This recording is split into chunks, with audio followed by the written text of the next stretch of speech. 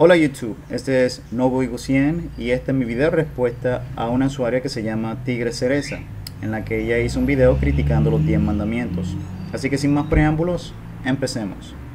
Hola, yo creo que también a ustedes les ha pasado, porque resulta ser una creencia algo generalizada entre los que profesan alguna religión judio-cristiana, el presuponer que nosotros los ateos carecemos de moral, porque para ellos hay una relación directa entre Dios y moral. Entonces nosotros como ateos, al no creer en un Dios, pues según su lógica no deberíamos de tener moral. Bueno, incluso hay un salmo por ahí que anda diciendo que nosotros los ateos no tenemos la capacidad de actuar de la manera correcta. Según este libro, para ser moralmente correcto hay que seguir la ley de Dios. Y cuando de ley de Dios hablamos, es bastante común que las personas recurran a los 10 mandamientos. ¿Pero de verdad son morales los 10 mandamientos? Yo creo que en lo general no, y que solamente denotan a un Dios tirano, opresor y bastante arcaico. Ok Tigre, su video me hace pensar que usted no se sabe los 10 mandamientos o que usted no se sabe lo que significa la palabra moral. Porque la moral tiene que ver con las reglas y las normas de conducta de un ser humano. Y de eso se trata precisamente los 10 mandamientos. O sea, normas como no matarás, no robarás, no codiciarás la mujer de tu prójimo, o sea, el adulterio, son obviamente leyes morales. Por tanto, o sea, decir lo contrario, decir que los 10 mandamientos no son morales, es algo que no tiene sentido. Principalmente cuando los sistemas legales de muchos países libres como Estados Unidos están basados precisamente en estos 10 mandamientos. Como dijo el primer presidente de Estados Unidos, George Washington, es imposible gobernar correctamente sin Dios y la Biblia. Por tanto, decir que Dios es un Dios tirano porque nos manda a obedecer estos 10 mandamientos, estas leyes morales, en otras palabras, no tiene sentido, puesto que estas leyes fueron dadas por el bien y la protección del ciudadano.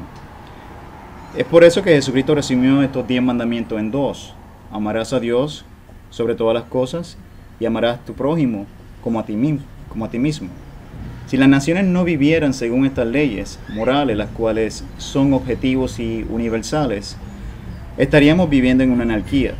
Por tanto, su video es algo incoherente y bizarro, porque obviamente usted quiere tener morales, como no matarás, no robarás, pero a la misma vez quiere destruir los mismos fundamentos de estas leyes morales para sustituirlas quizás por las suyas propias.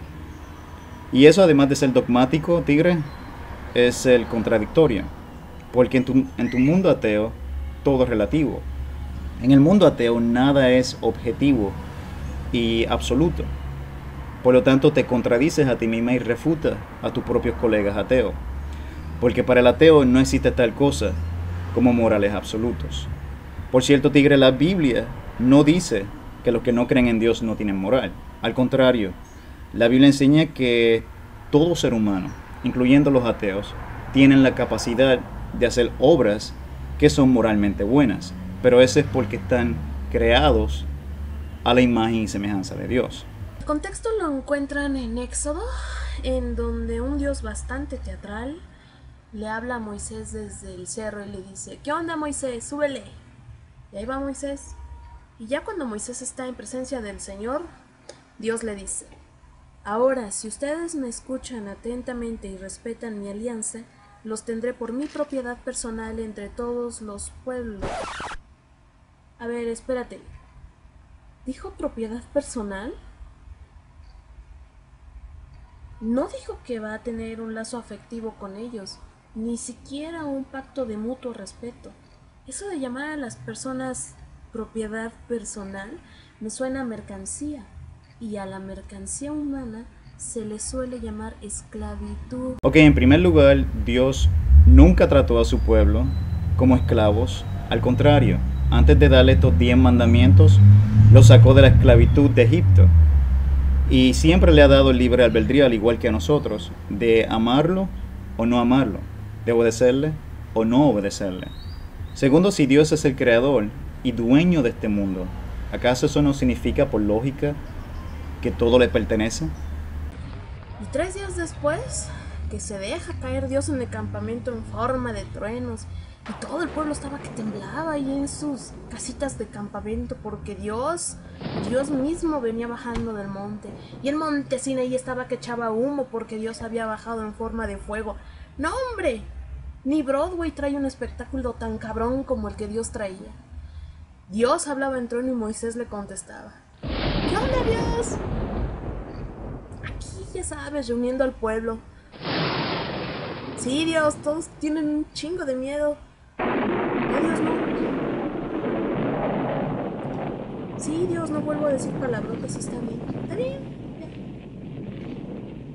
Ya. Ese Dios es tan teatral, pudiendo hablar directamente a la cabeza de todo el mundo, hacer algo un poco más inteligente. No, prefiere el show. Y aparte elitista, porque nada más le habla a una persona. Bueno, en fin, le dice al Moisés que suba de nuevo, y ahí va, y le dice Yahvé a Moisés: baja del monte para advertir al pueblo que no traspase los límites para acercarse a Yahvé, y para ver algo que no sea que perezcan muchos. Me encanta cuando Dios habla de sí mismo en tercera persona.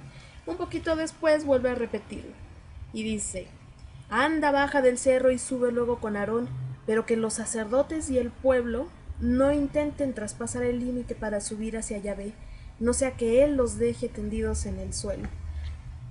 De veras, me encanta cuando Dios habla de sí mismo en tercera persona. ¿Es tan narcisista? Ok, en esta parte de su video usted habla de Dios como si fuera un ser humano como usted y como yo, y no como Dios. O sea, usted habla de Dios como si fuera una criatura en vez del creador. Así que si vamos a humanizar a Dios, ¿qué tal si lo vemos a través, qué mejor manera de verlo a través de la persona de Jesucristo? Y leyendo la Biblia en su contexto y sin el prejuicio encima, para ver si en verdad Dios es un narcisista. En primer lugar, la Biblia nos dice que Dios bajó del cielo para hacerse hombre.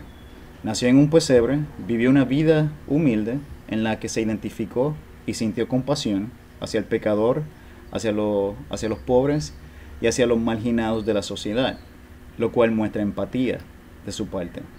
De hecho, la única corona que usó Jesucristo, Dios manifestado en carne, en esta tierra fue una corona de espinas.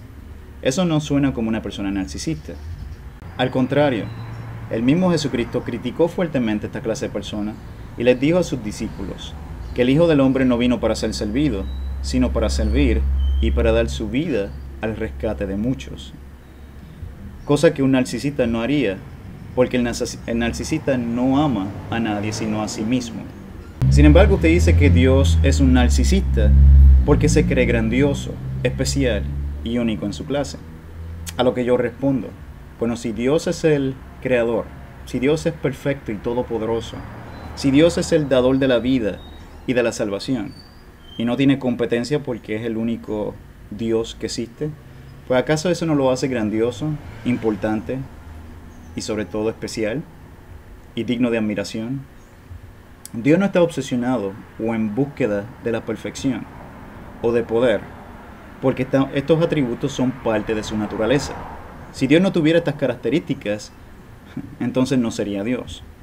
Así que mi conclusión sobre este problema psicológico de la personalidad narcisista se ve más en la persona que encuentra atractivo el mundo ateísta, porque le ofrece ponerse en lugar de Dios y le da la falsa esperanza de que tiene el derecho y la libertad de hacer lo que le venga en gana sin tener que enfrentar ninguna consecuencia o juicio.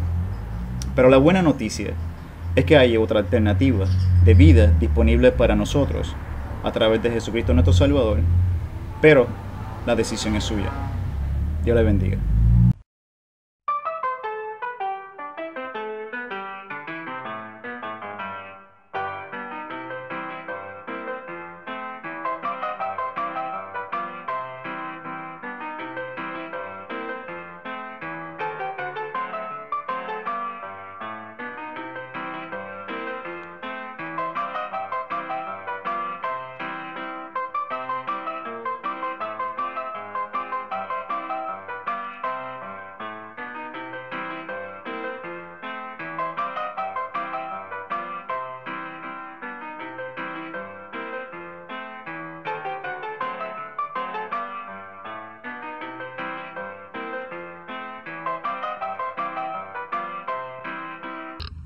Y después de la ilustrativa participación de nuestro amiguito Chaplin, hasta aquí va a quedar este video. En el siguiente empiezo a hablar de él.